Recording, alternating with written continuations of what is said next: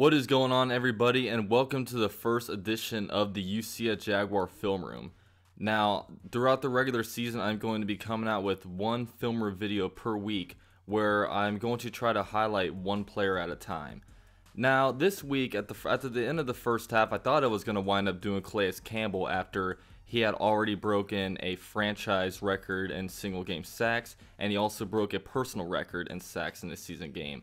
But as the game went along, we ended up having 10 sacks to end this game, which broke a franchise record in total sacks in a single game, and it was just 2 sacks shy of the NFL record. So since our whole entire defensive line did so well, I want to be able to do a video to highlight all of them. So let's get right into it. So the Jaguars have a lot of flashy names on the defense. You know, they've got Malik Jackson, Campbell, Dante Fowler Jr., but one guy that gets lost in the whole conversation is our nose tackle, Abry Jones, lined up right here. Abry Jones was an undrafted rookie free agent out of the 2013 class, and he has really made a nice addition to our team, and he finally got his paycheck last offseason. So we're going to check out to see what he does on this play.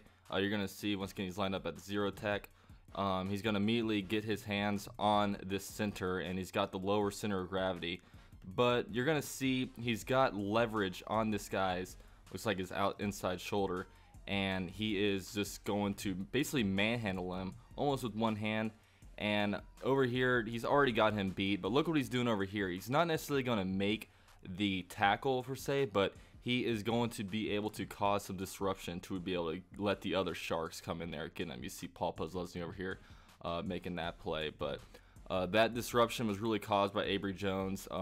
Abry Jones is great in the run game, but he has also proved to be very good in pass rushing as well, as you will see from the next play. This play, I believe, was a 3rd and long on the very first drive of the game, and you're going to see they're going to come in with a heavy, wide kind of defensive line personnel. You're going to see Abry Jones lined up in more of like a 4 or 5 technique, and then you're going to have these defensive ends lined up more in like a wide 9, which they did a lot this game, I think, to really take advantage of their skill sets and their speed. But you are going to see right at the beginning of the snap, they're automatically, collapsing this pocket. You're going to see them come in, and then one thing that you see a lot this game it really seems like this year as opposed to years past, they're really just putting an emphasis on getting your hand on a football. Every single pass rush, you're going to see these guys get their hands up, making plays. It was really just a good day by the pass rush in general, obviously by getting 10 sacks. But you're gonna see Campbell over here. Look how funny this damn tackle looks. He's got him on one leg, pushing him back, just far more powerful. Abry Jones and Campbell, they had quick get-offs. It's not like they did necessarily any crazy pass rush moves, but they just used their pure power to just drive them back. I mean, look how much space they give Campbell over here. He's gonna kind of fake like he's gonna go around the edge, and then that's going to make him, not really very prepared for it. And then now you see he's kind of flat-footed. He's on his heels, and then that's how Campbell's gonna push him back and then cause this sack. Really just an outstanding play to get pressure on this guy. And on this next play, you're going to see Dante Fowler show off some of his speed and athleticism as he came in here and just really broke down this run before it ever even went anywhere. You're going to see on this play here, you're going to see this tight end pulling. He's supposed to pick up this the defensive end coming in from the opposite side of the ball, but Fowler gets there far too early, far too quick for him to even make that play, and then Fowler picks him up and drops him like a bad habit. That's just a great play by Dante, just coming in there and just being able to, because you're gonna see if he makes this block, he's got pretty much 2 places that he can go to, but Dante breaks this up before anything can even happen. So great play by Dante. And on this next play, you're going to see this wide personnel again as both of the Yannick Ngakoue and Dante Fowler line up as both those wide 9 positions, and then Campbell's over here in between the left tackle and left guard. But you're going to see on this play, Campbell does a great job of being able to shed his blocker and whatnot, but this was honestly just a poor play by Tom Savage. poor pocket awareness. He should have stepped up. I mean, look at this. He should feel this coming. He's literally looking over there. He sees Calais Campbell coming. He stays in the pocket, doesn't do anything, and just gets thrown down for a sack. I mean, a good quarterback would take this right here and then you know, start stepping up right about here. Look at all this green they've got. He should feel this pressure coming in, but this guy was just a statue this game. He had terrible pocket awareness. Just not a good game by Savage at all. And coming up on this next play, you're going to see some wide personnel once again. Yannick Ngakoue comes in here and gets the strip sack, and the ball takes a very un-Jaguar-esque bounce. In 2016, this ball probably would have fallen right in the hands of this dude, but 2017 is a different year. We're getting the bounces. It's going to bounce right into Abry Jones' chest. But you're going to see what happens this play is Yannick Ngakoue just absolutely manhandles this left tackle. I believe that's Lamb, but you're going to see him coming over. Let's go back a little bit. You're going to see him come in here, and this guy's going to expect a bull rush, so he's, you know, kind of bracing for it a little bit. And then what Yannick is going to do, you see this guy's left arm that comes out. He is going to swipe that with his left hand, and then from there he's able to just rip. And then he's got a clear shot on this quarterback's blind side, pokes the ball out.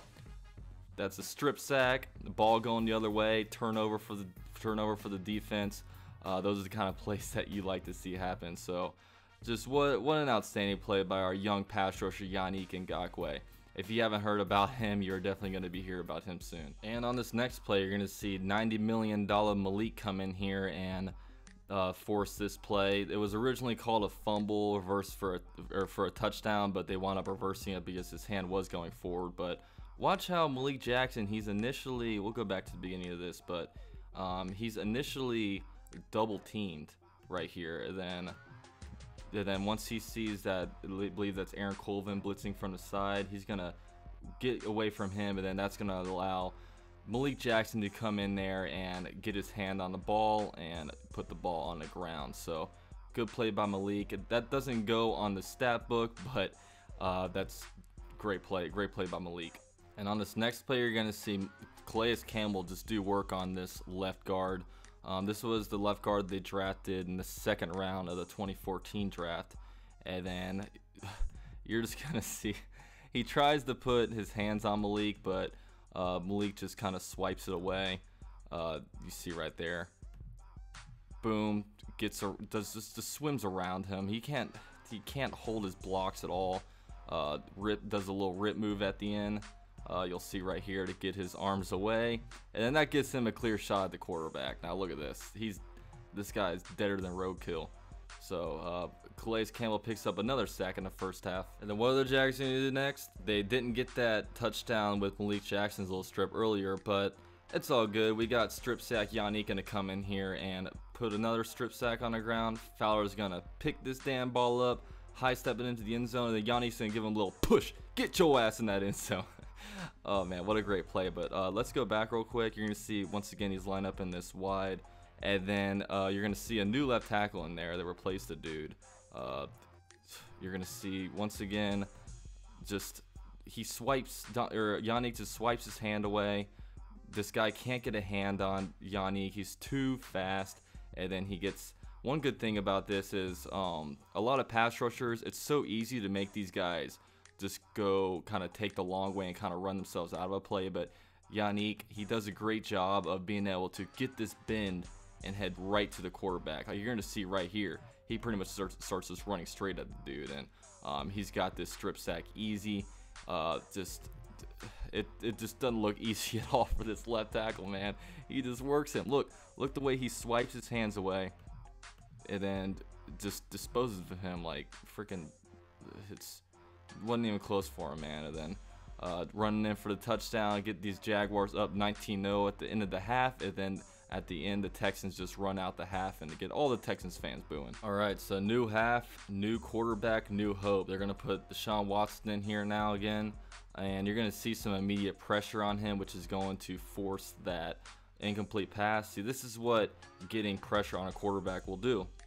If you keep getting pressure on a guy, it's going to force some errant throws, and that's what's going to happen. That's what's going to eventually lead to interceptions and turnovers and stuff like that. So if you just keep getting constant pressure on the quarterback, they are not always going to be able to make that good play. So it's a great play. It goes for an incompletion. Even though it looks like a completion, it's an incompletion. And on this play, you're going to get a look at the nickel defense. One thing I noted in my last video, you see Tashawn Gibson lined up on, tight ends and cornerbacks a lot. Interesting look from what happened last year, but nevertheless, let's get to this defensive line. This play is just going to show off Dante Fowler's just pure athleticism and power.